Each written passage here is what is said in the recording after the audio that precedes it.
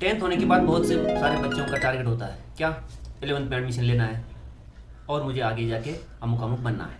कुछ बच्चों का टारगेट होता है डिप्लोमा करके सेटल होना है, कोई ITI कर सकते हैं, कोई पॉलिटेक्निक में जा सकता है, और ज़्यादातर बच्चे 11th के लिए जाते हैं। जो बच्चे 11th में एडमिशन लेना चाहते हैं उनके लिए अभी एक कन्फ्यूजन की स्थिति है, क्योंकि 10th के एग्ज़ाम नहीं हो रहे, रिजल्ट का डेट पता नहीं है, एग्ज़ाम हो गए या नहीं ये भी पता नहीं है। तो कन्फ्यूजन तो है, लेकिन हमें कॉन्फिडेंट रहना चाहिए कि मैंने 10th का स्टडी कितना किया था। अगर अभी भी समय है, अगर आपका कुछ स्टडी बाकी है तो आप 10th के बुक्स रिवाइज कर सकते हो, और उसके बाद आप पास होंगे, एग्ज़ाम हो ना हो आप, और पास होने के बाद आपको 11th में जाना है, ये तो क्लियर है। तो जिन बच्चों का 10th का स्टडी पूरा हो गया है वो 11th के बारे में सोच सकते हैं। तो 11th एडमिशन के लिए हमें किन किन चीज़ों की ज़रूरत है इसके बारे में जानेंगे। 11th एडमिशन लेना है तो पहले हमें क्या चीज़ करना पड़ेगा, स्ट्रीम चूज़ करनी है। हमें साइंस को जाना है, आर्ट्स को जाना है, या कॉमर्स करना है, या कोई वोकेशनल में जाना है। जो बच्चा जिस स्ट्रीम में करियर करना चाहता है उसके बारे में उसको सोचना चाहिए। इसके लिए आपको कौन मदद करेगा, आपके स्कूल, आपके टीचर्स, आपके पेरेंट्स और आपके आजू बाजू के फ्रेंड भी मदद कर सकते हैं जो आपसे आगे चल चुके हैं, उनसे आप डिस्कस कर सकते हो। और आप पहले स्ट्रीम फिक्स कीजिए कि हमें किस स्ट्रीम में जाना है। उसके बाद स्ट्रीम सिलेक्ट होगी, उसके बाद आपको चूज़ करना है कि मुझे 11th के लिए कौन से जूनियर कॉलेज में सीखना है।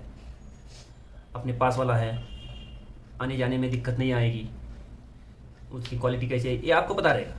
तो पहले स्ट्रीम सिलेक्ट करो, उसके बाद कॉलेज चूज़ करो कि मुझे, हाँ इसमें एक बात है, एक ही कॉलेज चूज़ नहीं करना है, क्योंकि उस कॉलेज में अगर एडमिशन नहीं मिला तो हमारा बी प्लान रेडी होने चाहिए। इसलिए हमें कम से कम 5-6 कॉलेजेस चूज़ करने चाहिए और उनका सीक्वेंस लगाना चाहिए। पहले ये चूज़ करूँगा, ये नहीं मिला तो मुझे ये चलेगा, ये नहीं मिला तो ये तीसरा चलेगा। इस तरह से हमें चूज़ करके रखना है। स्ट्रीम एक ही सिलेक्ट करो क्योंकि आपका करियर उसमें बनने वाला है। स्ट्रीम सिलेक्ट होने के बाद जूनियर कॉलेज चूज़ करके रखो, उनकी लिस्ट बना के रखो। और एडमिशन के लिए और क्या लगता है, 11th एडमिशन के लिए क्या लगता है, तो 11th एडमिशन मेरिट के हिसाब से होता है। उसके लिए 10th का मार्कशीट आएगा, वो बोर्ड देगा, जो भी है। और डॉक्यूमेंट क्या क्या लगते हैं, हमें हमारे हाथ में अभी कुछ समय है, वो डॉक्यूमेंट इकट्ठा कर सकते हो आप।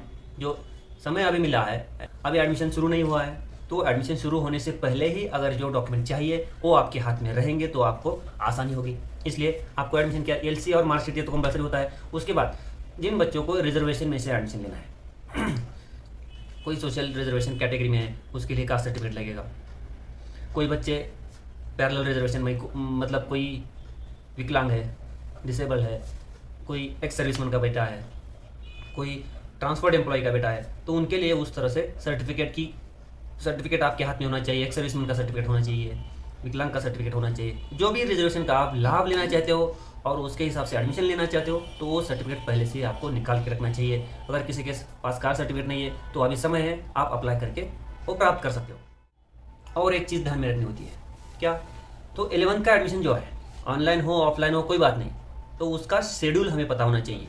कब एडमिशन शुरू हो रहा है, कब खत्म हो रहा है। अगर हमें बहुत देर में पता चलेगा तो आपको दिक्कत हो सकती है, सीट भरी जा सकती है, आपका इच्छित कॉलेज आपको मिलेगा, इसका कोई भरोसा नहीं बचेगा। तो इसके लिए हमें शेड्यूल पता होना चाहिए। कब जनरली एडमिशन 10th रिजल्ट, मतलब स्टेट बोर्ड का 10th रिजल्ट डिक्लेयर होने के बाद शुरू होता है। मतलब लास्ट ईयर तक जो ऑनलाइन एरिया में एडमिशन होते थे उसमें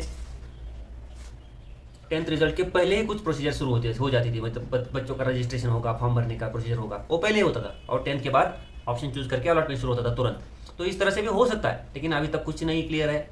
जब क्लियर होगा वो आपको बता दूंगा, उस समय आपको बताया जाएगा। तो आपको क्या करना है, पूरा एडमिशन होने तक आपको टच में रहना है। एक ही सेंटेंस है, मेरे को टच में रहना है। टच में मतलब वेबसाइट है, ईमेल है, कोई न्यूज़पेपर है, और ये यूट्यूब चैनल है। यहाँ पर भी आपको कंटिन्यूसली अपडेट मिलते रहेंगे। इस चैनल को समय रहते ही सब्सक्राइब करके रखिए, बेल आइकन दबाइए ताकि आपको नई वीडियो की इंटीमेशन तुरंत मिल जाए। तो आपको टच में रहने के लिए इन सभी चीज़ों का ध्यान रखना है। और जैसे ही टाइम टेबल शेड्यूल पब्लिश किया जाएगा उस हिसाब से हमें चलना चाहिए। और उस हिसाब से चलने के लिए हमारे पास जो रिक्वायर्ड डॉक्यूमेंट है, रिक्वायर्ड चीज़ें हैं, वो सभी हमारे हाथ में होने चाहिए। मुझे किस स्ट्रीम में जाना है, कौन से कॉलेज में जाना है, ये भी क्लियर होना चाहिए। आप उस समय ये शुरू करोगे तो आपको समय ज़्यादा नहीं मिलेगा। इसलिए अभी हाथ में समय है, ये बाकी के चीज़ें इकट्ठा करने का समय है। तो आप डॉक्यूमेंट जमा कीजिए, डिस्कस करके आपकी स्ट्रीम फिक्स कीजिए। 10 का अगर कोई स्टडी करना बाकी है तो उसका रिवीजन कीजिए और 11th के एडमिशन के लिए रेडी हो जाइए। तब तक सभी सुरक्षित रहो, घर में रहो, मास्क पहनो और दूसरों की मदद करो। और एक बात, भीड़ से दूर रहो। बहुत सारे बच्चों के मन में ये भी सवाल होता है, कॉन्टैक्ट में किसके रहे, किससे पूछे, हुम टू आस्क। तो आपकी ग्रीवेंस रिड्रेसल के लिए आप जिन एरिया में ऑनलाइन एडमिशन हो सकता है, होने जा रहा है, तो उन एरिया की कॉलेजेस का नाम आपको वेबसाइट पर मिलेगा, उनका कॉन्टैक्ट नंबर भी मिल सकता है, आपको उनका ईमेल मिल सकता है, आप कॉलेज से डायरेक्ट कॉन्टैक्ट कर सकते हो। लेकिन जिन एरिया में ऑनलाइन एडमिशन हो रहा है वहाँ पर कॉलेज के लेवल पे एडमिशन नहीं होगा, सेंट्रलाइज वेबसाइट पे आपको फॉर्म भरना पड़ेगा। यहाँ से अलॉटमेंट होने के बाद आपको कॉलेज से कांटेक्ट करके एडमिशन लेना है। और सिस्टम के बारे में अगर कोई क्वेरी है तो आप गाइडेंस सेंटर से कांटेक्ट कर सकते हो। यहाँ पर वीडियोस है, ये वीडियोस देख सकते हो।